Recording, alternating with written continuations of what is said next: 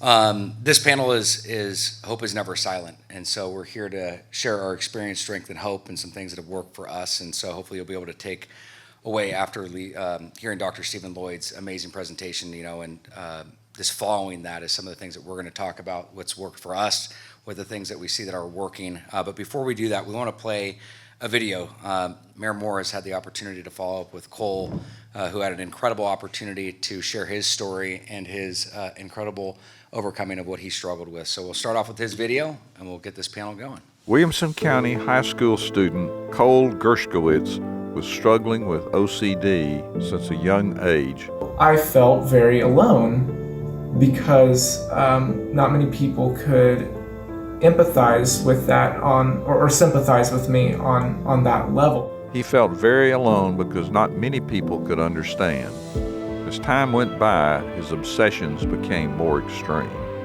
My self-harm began actually a few months before, maybe about 7 or so months before I did attempt to take my life. And it was a very slow and painful process of just slowly fading away. I fear that when it comes to people who do take their own lives, these things don't happen quickly, and there are lots of signs if you just know what to look for. Cole thankfully survived a suicide attempt. With the help of a caring friend, he was able to escape from this dark time. I feel like those of us who do struggle often fail to realize that no matter how alone these problems have made us feel, people do care. They care more than your anxiety, your depression, your OCD, or whatever it is wants you to believe. Cole went on to attend Washington and Lee University and graduated with a degree in cognitive and behavioral science and plans to attend graduate school.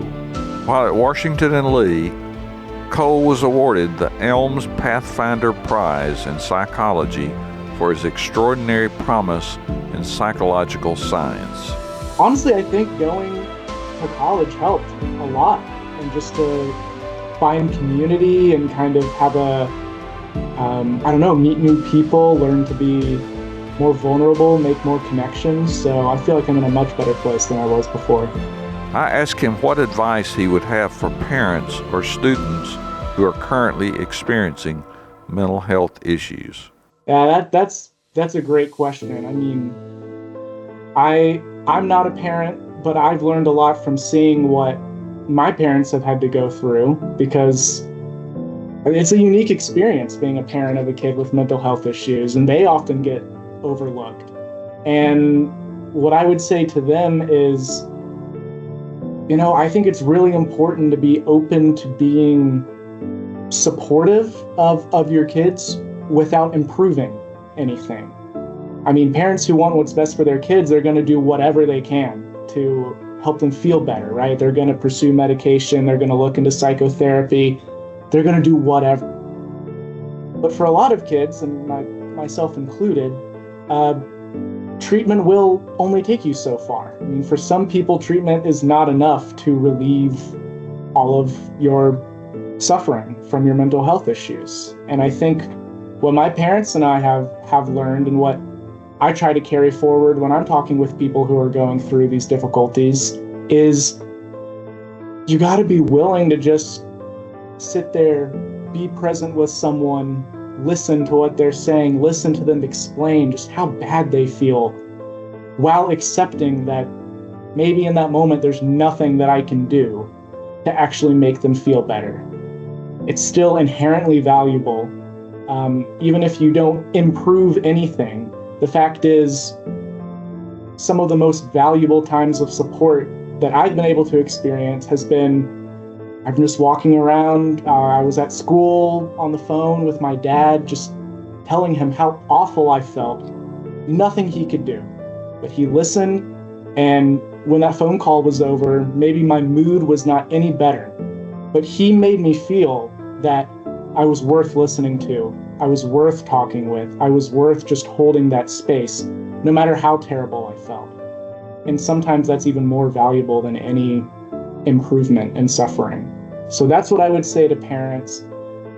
And for kids, I would just say the flip side of that. Be willing to just let people in. There's someone in your life who wants to be there with you, who just wants to be present and listen. Even though I know it is so hard to have conversations when you're so depressed you can't even think straight.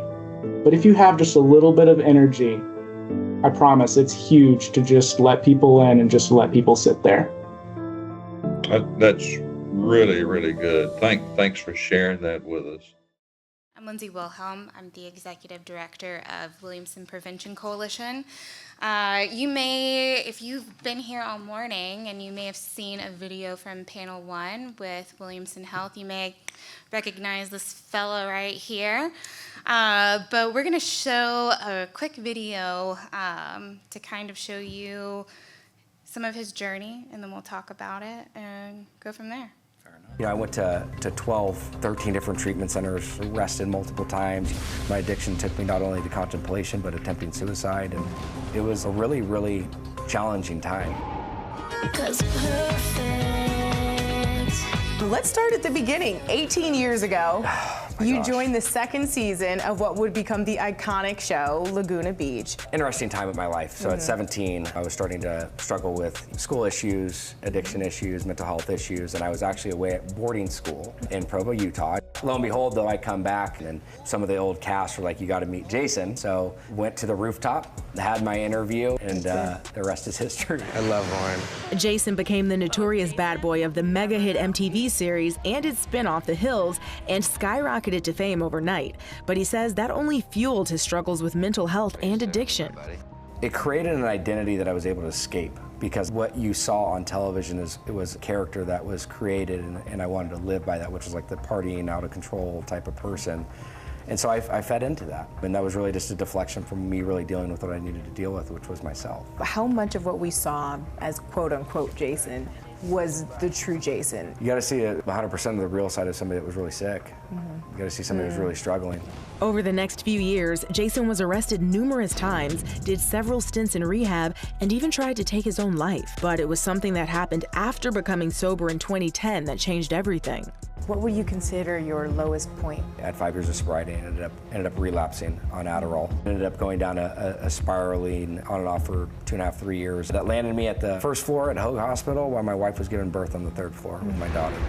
And so to not be able to be present or in the moment, to remember one of the greatest memories or moments of your life is something that I've forgiven myself, but it's really hard.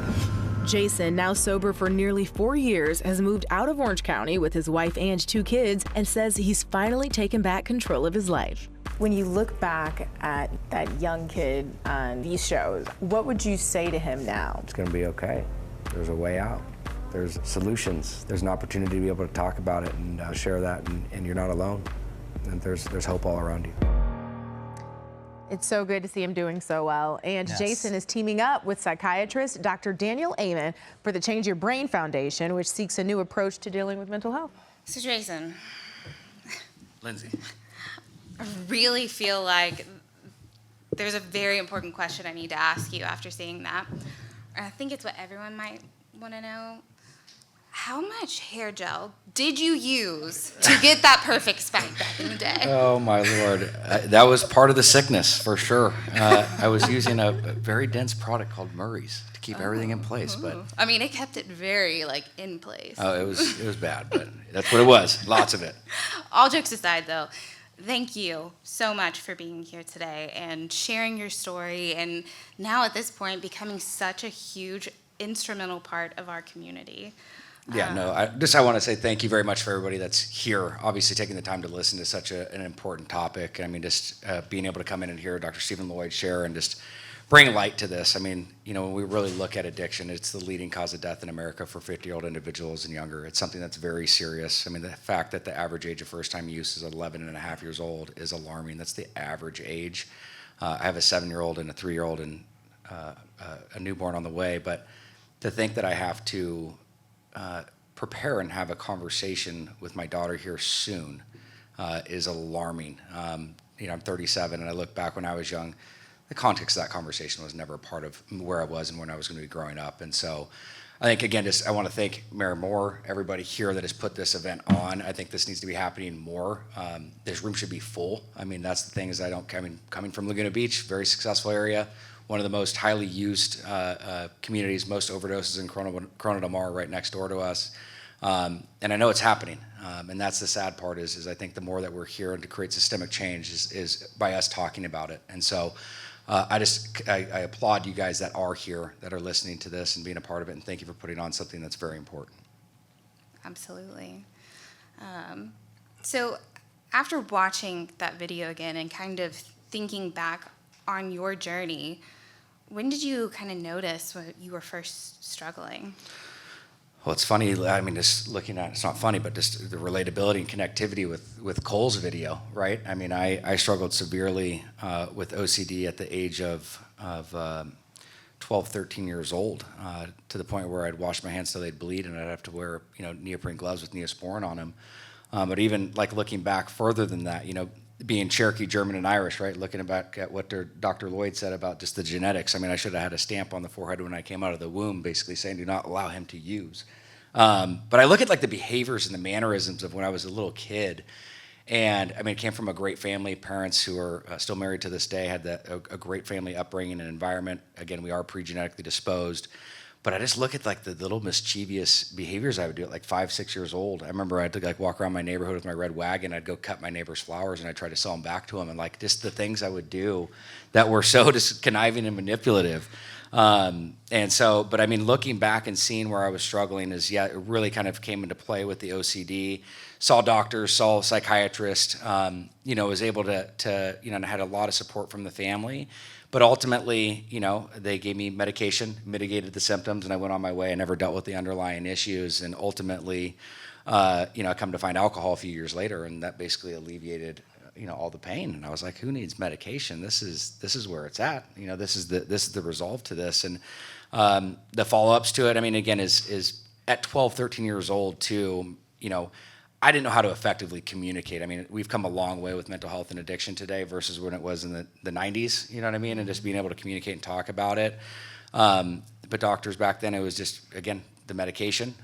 Never really understood what was going on. It took me about 20 years, as of about like 2 years ago, 20 years later, to really kind of find out and have an understanding of where my OCD came from, which was, I had PANDAS, which is basically where strep throat attacks a part of your brain that creates OCD.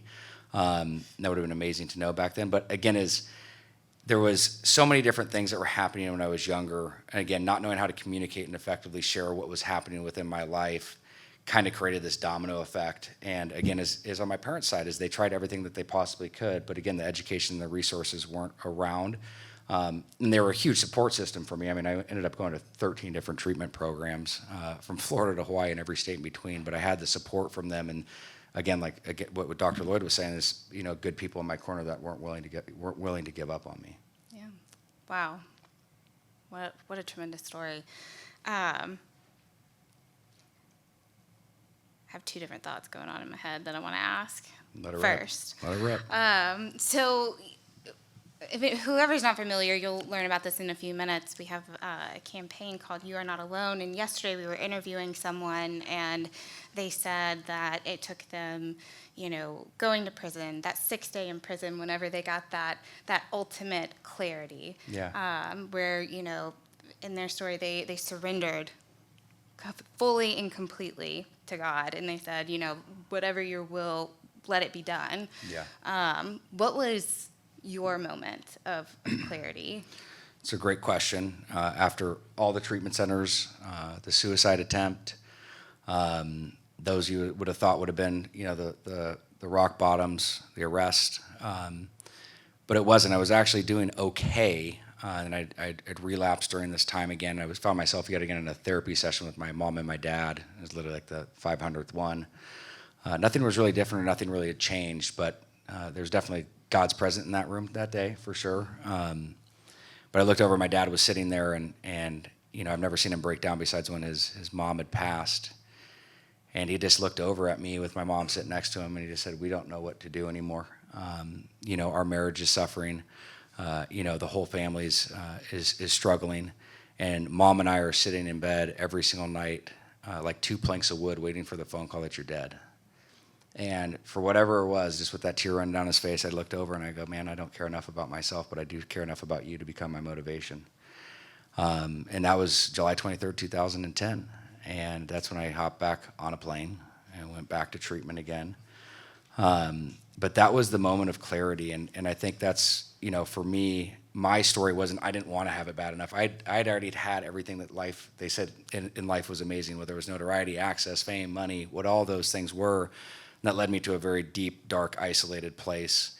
And thank God for the family dynamics and the friends and the support that I had. That became my motivation. Yes, after acquiring some sobriety, after actively arresting the disease, getting stabilized and being in a place where I could really think cognitively again, and seeing that my life was transforming, it became motivation for myself. But I had to have that hope and that motivation through them. And that's where a lot of things really started to shift for me was then. And it wasn't a smooth road all the way to get to where I'm at today, but that was really the turning point of where my life completely transformed, was with that support right there. That's incredible that you had such an amazing support system. And, you know, I think it's definitely, we need to touch on how, you know, recovery is not linear, Yeah. right? Everyone's recovery journey looks different. It's not a one size fits all. So I'm glad that you said that.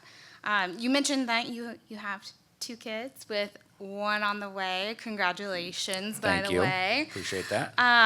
So with that, though, with 3 beautiful children, when are you going to have these conversations around addiction with them and mental health, and how open do you plan to be? It's probably gonna have to be sooner than later because my daughter's already walking around the house going, "Hey Google, who's Jason Waller?" and all this stuff's coming up, which is that's a whole other thing. And they don't have technology either, which is funny. They can listen to music on Google. But all jokes aside, I mean, looking at, you know, what I'd stated with you guys with the statistic, the average age of first-time use is 11 and a half years old. It's got to be age appropriate, and they have to be able to comprehend and understand. And I think it's important for people to understand you introduce drugs and alcohol, smoking, whatever it is, when they're 1 or 2. I mean, being even very mindful, like when you're having a beer, when you're having a cigar, or you're having a cigarette, or whatever it may be, you're technically introducing to them. They're like sponges and they soak it up.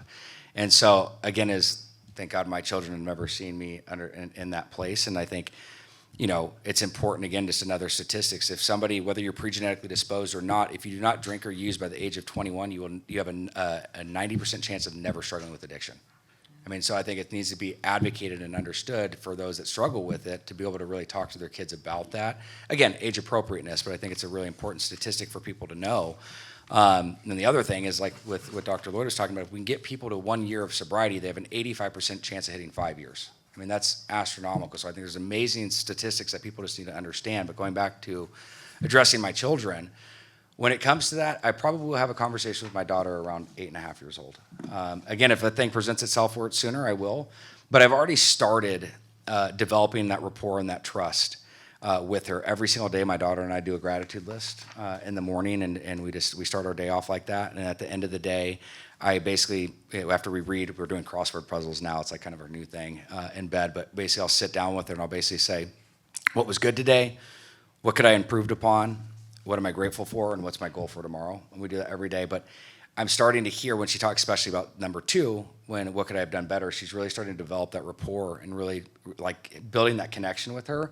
And now I'm seeing this at 7.5 years old, like, you know, Daddy, this, my friend, you know, Michelle was mean to me today, you know, and this is what happened. I can see her being able to come to me and confiding in me, which I didn't have. Like, my parents were great parents and stuff, but I didn't have that type of support. So I'm looking at avenues and different things I can do to build that rapport with her, which I've seen is very beneficial. Again, it goes back to some of the things that I incorporate even as an adult, dumb it down to a child's level for them to be able to comprehend and understand, to be able to best set them up for success, and to be able to have a place that they can come confide in you in.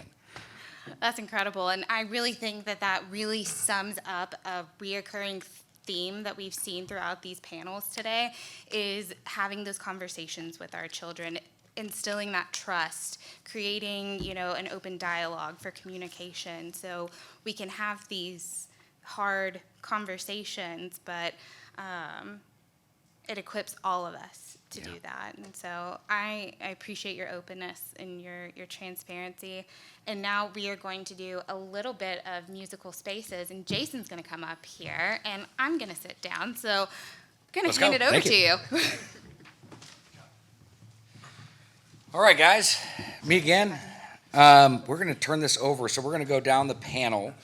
We're going to hear some, we're basically going to run through this and just to give you guys an overview. We'll hear from each person and each individual and share a little bit about them. But I'm hoping we'll have a little bit of time at the end to be able to address any Q&A and questions that you guys may have as a group. Jesse, we're going to start with you. You are the Chief Behavioral Health Officer for Mercy.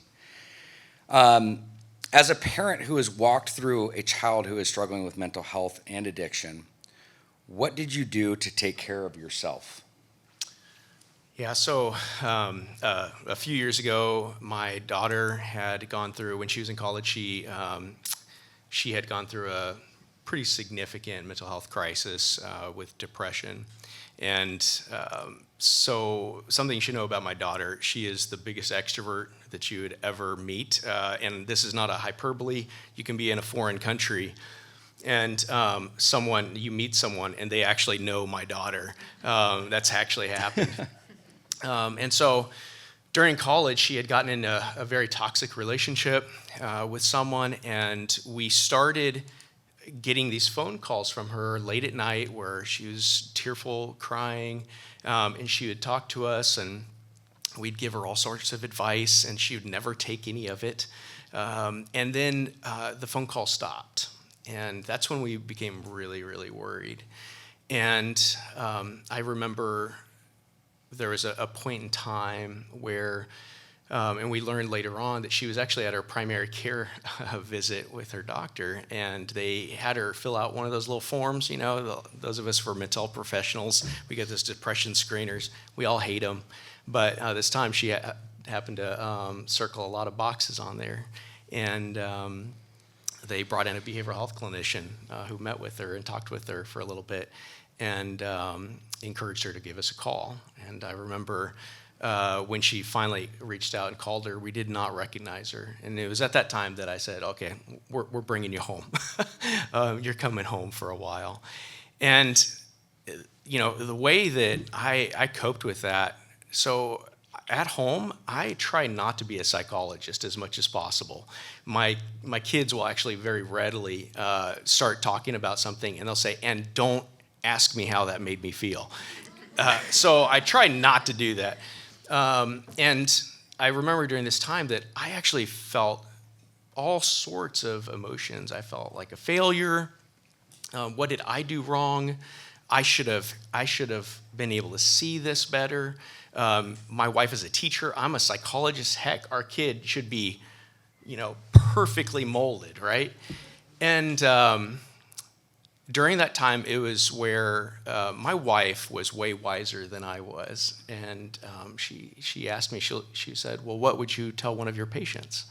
And I said, "Well, actually, we need to open this up. We need to go to other people. We need to invite people into our lives." That was the biggest thing.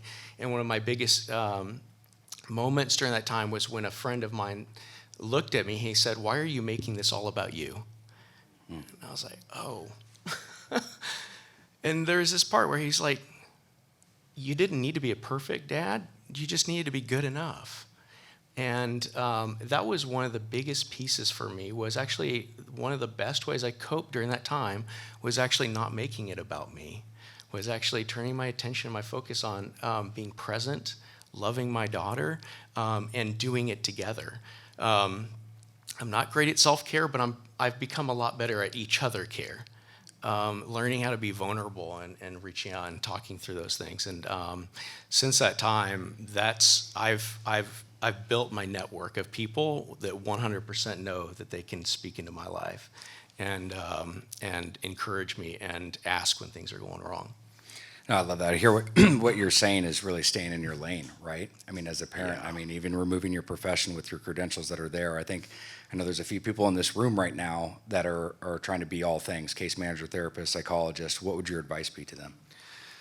Absolutely. I mean, I'm guessing probably half of this room at least are mental health professionals to some degree, and I think that one of the best things that we can do, I think, is to be involved in each other's lives, to normalize the difficulties and struggles that we have. But staying in your lane, like I needed to be dad during that time. I needed to stay in that role. And for me, handling a crisis for her, I just needed to be present. And there were times, I remember when we brought her home, that we actually reestablished all the routines. We had board game nights every night, and everyone put their phones away. That was one of the big things. And she just wanted to sleep. She just wanted to hide away, and we actually just kind of didn't allow that. We actually brought her out, and we spent time together. And she didn't talk, and that was okay. I didn't ask questions. I didn't pepper her with things, and I stopped trying to fix my daughter. And it was a wonderful memory, but last year I got to officiate her wedding to this wonderful guy who loves her tremendously. And she always points to that time in her life. So she's a teacher now too, just like her mom. And she's the one in her classroom with all the kids. They all come to her for all their mental health issues to talk through things because she's open about sharing about her life and about this part of her story. I appreciate that. So with that being said, I know you touched on this a little bit, but if somebody's got a child that's in crisis, and I know the circumstances, I mean, it can be very multifaceted, but I mean, just in general, if somebody's dealing with a crisis, what would your number one recommendation be to do first? So I think take it seriously is one. Take it seriously. They just need to see us take it seriously is one. We may not be able to fix it.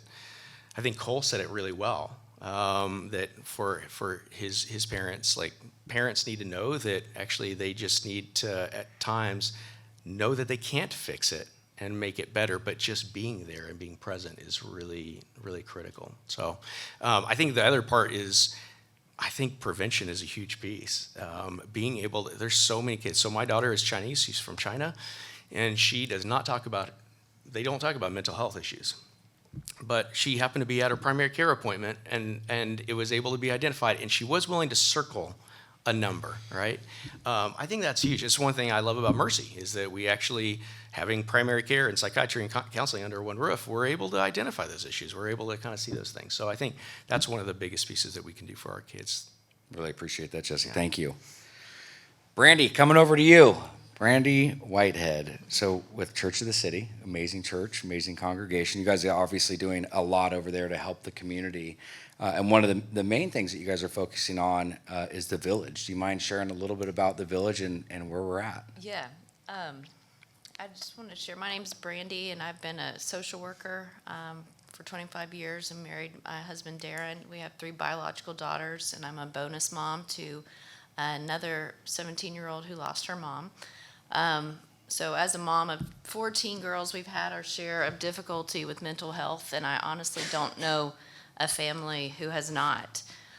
One of my daughters experienced bullying at school, loss of a grandmother, difficulties in middle school, and she finally got to be part of a play. She got the lead, Alice in Wonderland.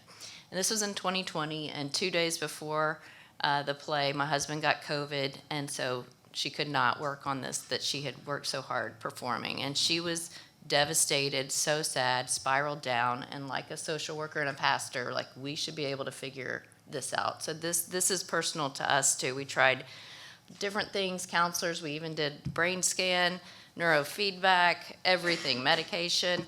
And I can say the biggest thing that helped, biggest breakthrough was prayer.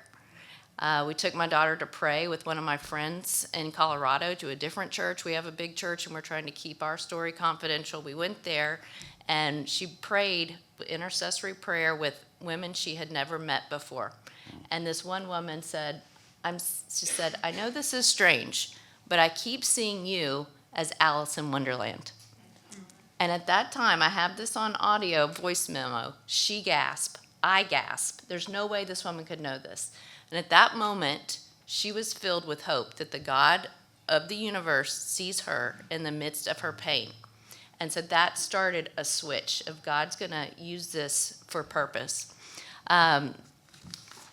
So I want to tell a little bit about our church. Our church started 12 years ago. It's a non-denominational church in Franklin, Spring Hill and Nashville. And we're committed to serving the whole family with lots of ministries, lots of prayer. We have 25 acres of green space in the middle of our property. And we've always asked, what is in the heart of God for this property?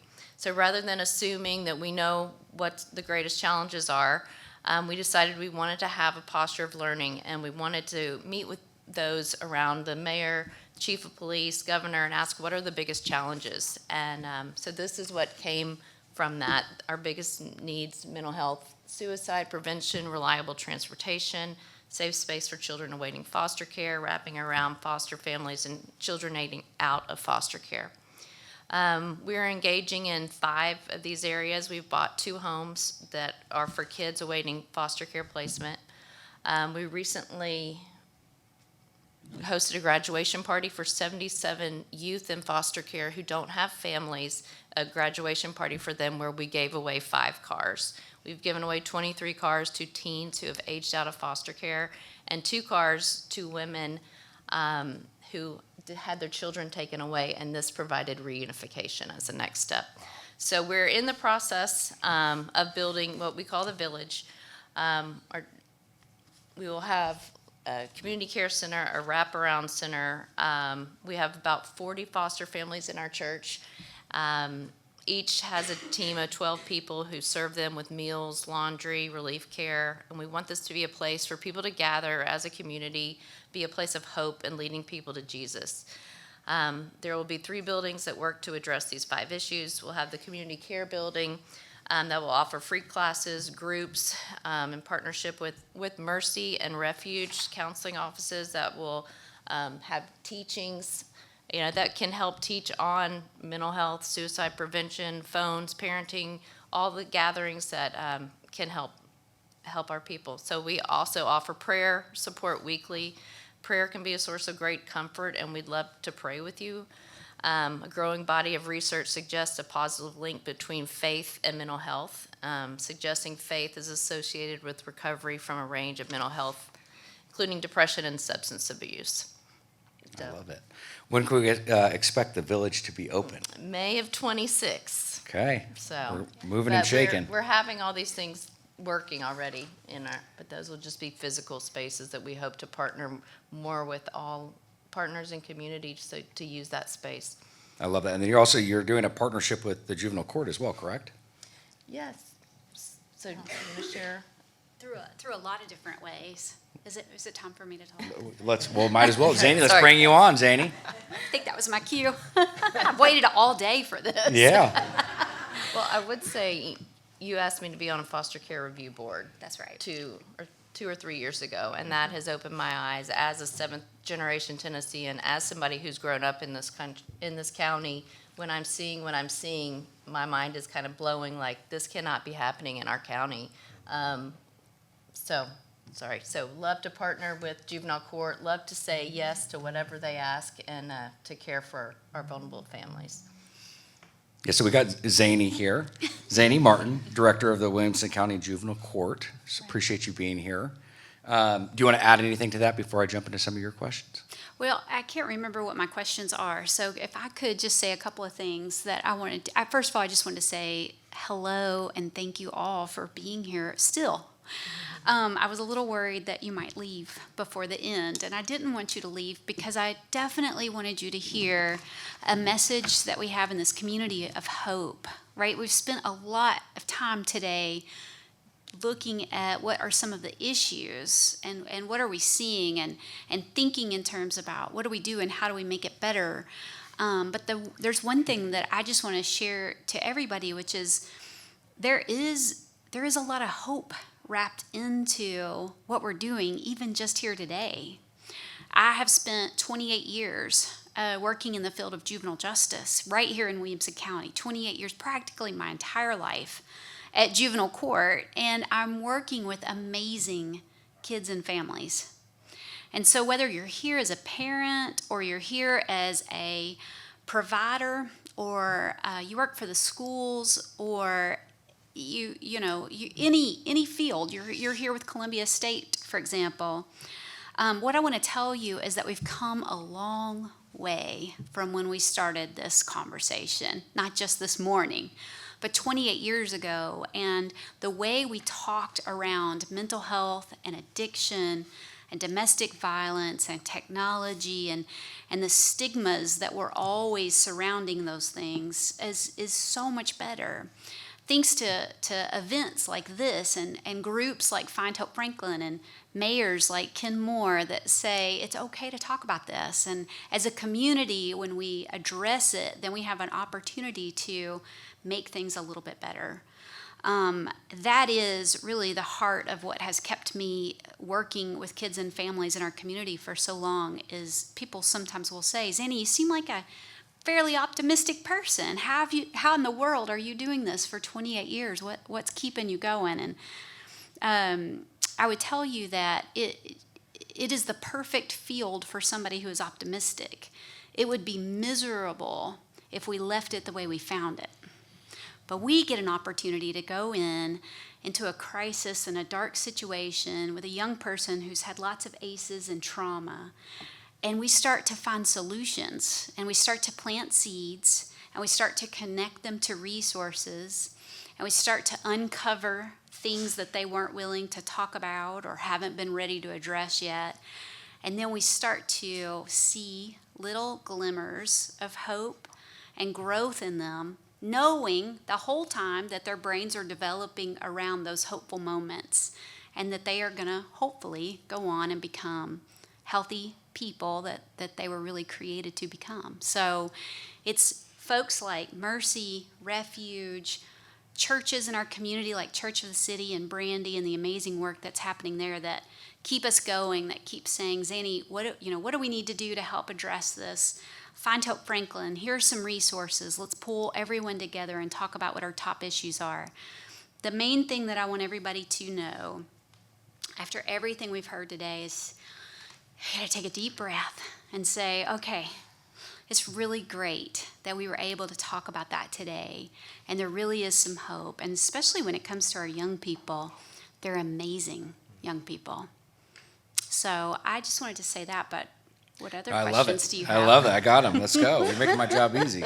So just a high level, can you explain what juvenile court is? Yes. So juvenile court has jurisdiction over all the kiddos that have committed offenses in our community, right? That's the first thing everybody thinks about is delinquent youth, and that is a big portion of what we work with. We also handle all cases that involve status offenses, which are age-related charges. So they're not criminal for adults to commit, but they are crimes for children under the age of 18. And those charges include things like unruly behavior, runaway, truancy, curfew violation. Additionally, however, our juvenile court, all juvenile courts, have jurisdiction over every dependency neglect case. So allegations of children who have experienced sexual abuse or physical abuse, all of those cases come through our court, as well as our court has jurisdiction over custody and visitation disputes with parties who are never married. So if a family decides to divorce, custody disputes are handled through circuit or chancery court where the divorce occurs. But when parties were never married, all of those matters come through the juvenile court. So all things related to children, in essence, is what our court is about. I love that. And this is something we were talking about, right? Where knowing how the juvenile court can be supportive to an adolescent who is struggling. This is something we had a lot of conversation on. So can you share a little bit more about that? Right. Yes, thank you so much. So how in the world did juvenile court end up on the panel of hope? Thank you, Mayor Moore. Because usually you think, man, all hope is lost if we're using juvenile court, right? So I appreciate the opportunity to be a part of this panel. And what I want to say is that juvenile court in Williamson County is different in that we love kids. We don't see the kids that we work with as problems. We see them as opportunities. And so there might be a situation where everything else, all the referrals and all of the resources and all the support to families isn't enough. And juvenile court might get involved, perhaps through law enforcement, the schools, or maybe even because a parent is at a desperate spot and needs some extra assistance. And so there's a couple of things that I wanted to say about how juvenile court can become a partner to a family during a time of crisis when a child is not responding to a parent and their safety has become a risk. And the first thing I want to tell you is that your juvenile court here in Williamson County is a committed and dedicated source of support, and that we understand difficult family matters. We don't have judgment. We connect young people and families to resources. We don't and are not easily snowed over by kids. We're experienced, in other words. I want you to know that our juvenile court is a very hopeful court. We don't give up on our young people. We will ride the roller coaster for as long as it needs to be ridden. Juvenile court is an objective voice of reason for a young person. Many times the voice that they will listen to because it doesn't come from the same emotional place that a family member does. So we can sometimes be in place, we can say the exact same thing that a parent says to them, but they hear it differently because there's an emotional filter that's not there when it comes from juvenile court. We're confidential. Everything that we do, you'll never hear about. And that's one of the reasons why so many people in our community don't really know what's going on and how we're working with young people. That's an okay thing for me, because that means that we're protecting the large number of young people that are coming in and out of our doors every day. And the reason we're confidential is because we're going to give them a little bit of space to move on from this chapter, right? This isn't going to be the thing that they have to address, and it doesn't label them for the rest of their lives. The other thing I want people to know about utilizing juvenile court is we don't shy away from hard conversations. So, the things that we've been talking about today about how important it is to talk to your kids, that's the space that we operate in on a regular basis. And so for many families, those are some of the first times that they've sat down and had those hard conversations. So I share that just to say, if you're a provider, or you're connecting families, or you know of a family, your neighbor, for example, that's struggling, have them reach out to us and just say, how can you help me? And then they can make the determination about whether or not juvenile court might need to come alongside them in this chapter. But the one thing that I will tell you is there's only a small window that I get to work with young people, because once they turn 18, unfortunately, our jurisdiction ends and they go into the adult system. So what I'm often saying from my heart to families is don't wait too long. If you think you're going to need us, go ahead and get us to be a part of your team earlier so that we can walk you through the resources and help your team get to the other side. That being said, what's the best way to connect with you guys? Just walk in the door. Call us, walk in the door. We have a website. My information's up there on the board. You can call me directly if you want to talk to me. We really are a community resource. You're going to get a person, not a recording. And my central intake office, the front lobby of juvenile services, is open 24/7 for parents or anyone that walks in the door. Do you got any data you can share with the success that you guys have had? Do you have that handy? You didn't tell me to bring any data. Okay, fair. Hey, I know when we were talking, it was real good. How So I was rude. trying to tee you up. Okay, and in closing to this is obviously you guys I know you've kind of opened with this, but is how do you support parents? How do you support them not to give up? Yeah, I just wanted to share one thing. Gosh, I'm sorry. I didn't realize I was going to get so excited. But one of my favorite analogies that when you think about teens and you think about adolescents that are really, for lack of a better way to phrase it, driving you crazy. I want you to remember every single time. Let me say, my family just, for fall break, my kids talked us into going to Cedar Point Amusement Park to ride roller coasters, okay? I don't really recommend that. But every single time I got into a roller coaster, and the guy comes along to check to make sure your seatbelts, thank goodness. And the first thing you do when you sit down in those things is you push on the safety contraption, whatever it is, right? It might be across your chest or a lap bar or whatever it is. You push on it because you want to make sure it's secure. And what I would share to families, what I would want you to leave here today knowing is that many times that's exactly what our young people are doing, is they're pushing on you not to see if you're going to let go so that they go flailing out into this world in the Wild West. But they're pushing on you to make sure you're going to hold steady and that you're secure and that they're going to be safe. And so that's the hope that I want parents to know, is that being that steady lap bar, that chest brace, that person that says, it's okay, but I'm going to stay just this firm with you, is exactly what our kids need so that they can, do this ride of life. Let's go. I appreciate that, Zany. Thank you for everything that you were doing. It means a lot. Moving on to Lindsay. Speaking of hope, Lindsay Wilhelm is the executive director of the Williamson County Prevention Coalition. I've had the honor of getting to work with her for the last about a year and a half now, right? I mean, God, it seems time flies, but we've had an incredible project that we've been working on called You Are Not Alone, and it's really a PSA to give the community, and even stretching further beyond that, a message of hope, connectivity, relatability, and a way out. So Lindsay, why did we start You Are Not Alone? Don't hate me. I know we only have a few minutes left until 3, okay? Hold on with me. I knew I was going to be the last person to speak today, and I'm so excited to speak about this project. But I also just want to take just one minute, to thank you all.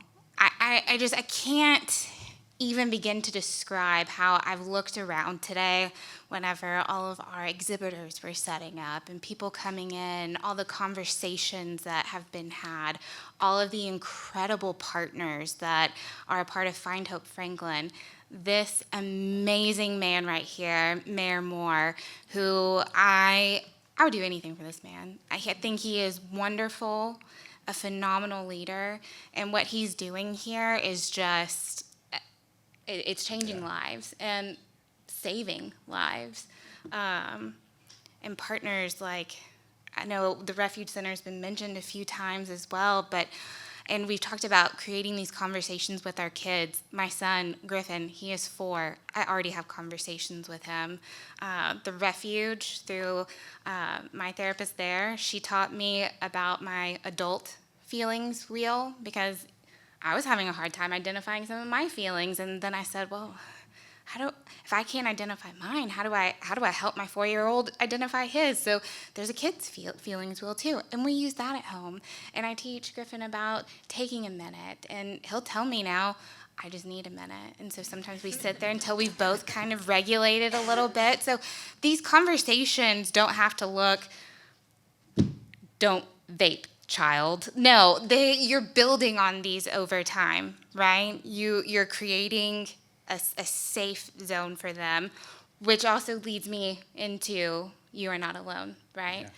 Yeah. So many times, and through conversations with partners, a lot of you in the room said, I don't know how to have those conversations with my child.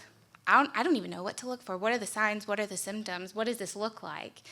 And sometimes getting people to come, to education type things can be a little hard, right? But what do we always have? What have we talked about today? Who has a phone? I see every hand up in here. Who has a phone? So that's why we wanted to create something that is at the fingertips of people, so they can watch these videos. They can search from and hear from people like Mayor Moore, whose videos are also on there, Amy Alexander with Refuge. We have Wes Warrington with Resolve Diagnostics. I mean, just so many people who wanted to be a part of that conversation, which I think is a phenomenal aspect of this project, is how many, we thought 9 or 10 people might want to interview. And after yesterday's filming, we will have over 50. So, I mean, this is experts, people who have personal stories to share. I won't get ahead of the other questions you might want to ask. No, you're sorry. good. Well, I was just going to, I mean, this is also true. And I mean, what was the hope behind this? We wanted to bring the community together further to further Find Hope Franklin's message as well, right? Because our resources go right back to Find Hope Franklin's website because they spent time putting together such an extensive resource list of the best ones in the community and around, right? So we wanted to shine even more light on what this organization and this partnership is doing. No, 100%. I mean, how has this shifted the conversation within the community? People are actually talking, right? No, 100%. We're moving that needle towards getting rid of the stigma, Yeah. right? And getting people to have conversations. Like, I know at first, I mean, it was, did you see Jason Waller is living in Franklin and he did this project, Kristen Cavill, like, you know, all these people. But then they were talking about what you were talking about. They were saying, hey, look at what he's doing now. Look at how beautiful this life is in recovery. There is hope. There is help. And I think it's a really cool thing in your Access Hollywood video that we showed. And I don't even know if we noticed it whenever we watched it. But you said in there, you are not alone. And that is such a full circle moment because you are not alone. And I want every person in this room to know you are not alone. If you are going through something, you call me. You call anyone in this room. We will help you. Where can people find out more about You Are Not Alone? You can go to youarenotalone.tn.com. Beautiful. Appreciate it, you guys. Unfortunately, I think we've run out of time. Do we have a minute for questions or no? Mayor Moore's coming up. Okay, Mayor Moore's taking it over. The Thank you hook's guys coming. very much. You did a great job. Thank you.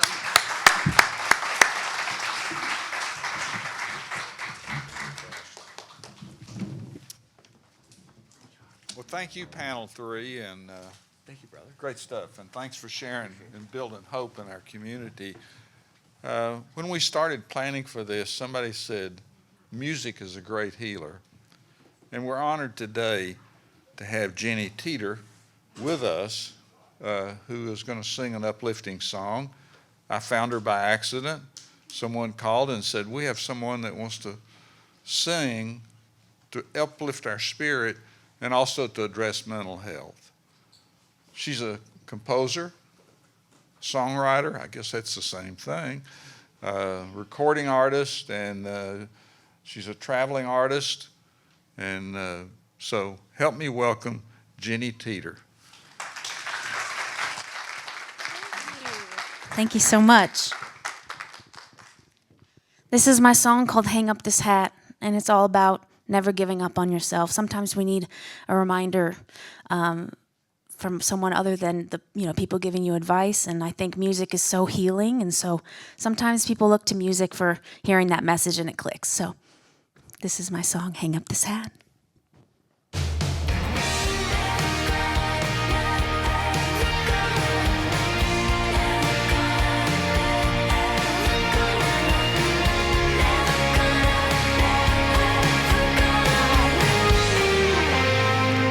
Never gonna hang up this hat, never gonna lay it down. I'm all in even when I'm not sure that I am, and my heart is filled with doubt. When the seasons change, ain't gonna change the way I feel about you now. Or shine, come hell or high water. I'm all in and my mind's made up on this. I'm all in, not worried if it's gonna hit or miss. I'm not here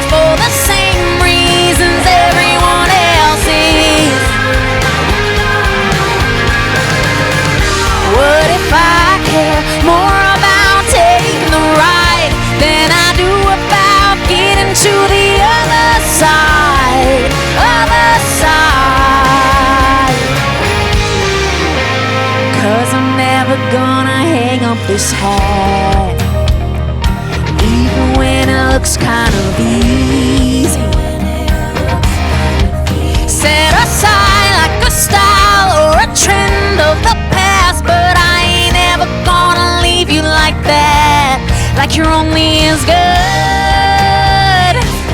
as the good compliments they give. But I'm all in, yeah, I'm all in, and my mind's made up on this. I'm all in, not worried if it's gonna hit or miss. I'm not here for the same reasons everyone else is. Whoa, what if I care more about taking the ride than I do about getting to the other side, other side? 'Cause I'm never gonna hang up this hat on my hopes, on my dreams, on my reasons. 'Cause I finally settled up with myself in what I believe in.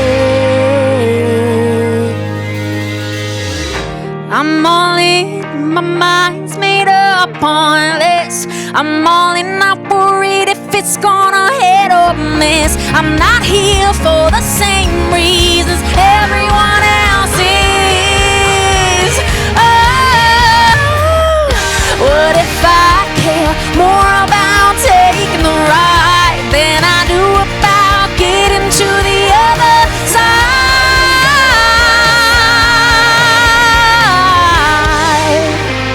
'Cause I'm never gonna hang up this hat, even when it looks kind of easy. Thank you guys so much for being here. Thank you for everything that you all done. Thank you. Thanks for having me. Thanks everybody for coming. Thanks everybody for coming. Have a wonderful evening, y'all.